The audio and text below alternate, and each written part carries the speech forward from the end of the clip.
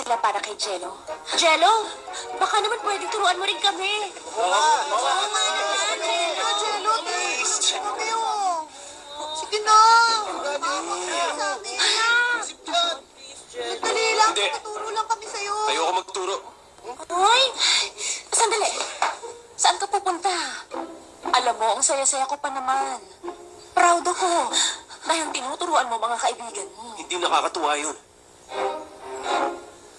Hoy, honey! Lumabas ka dyan! Lagot ako. Ayoko. Uy.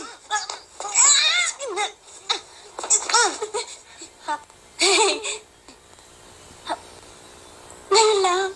Talagang sumusobra ka na, ha? Kahit ngayon lang iligtas mo ang class 7. Hindi namin ito makakalimutan.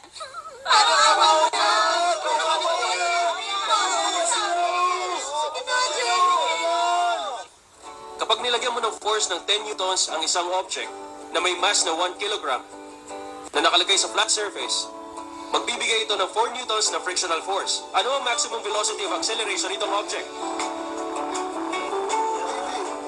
Ang gagamitin nyo sa ganitong tanong ay ang function F equals ma.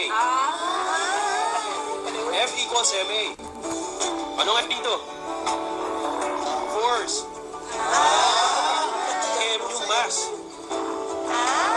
Yung A, acceleration. Kailangan natin hanapin ang A.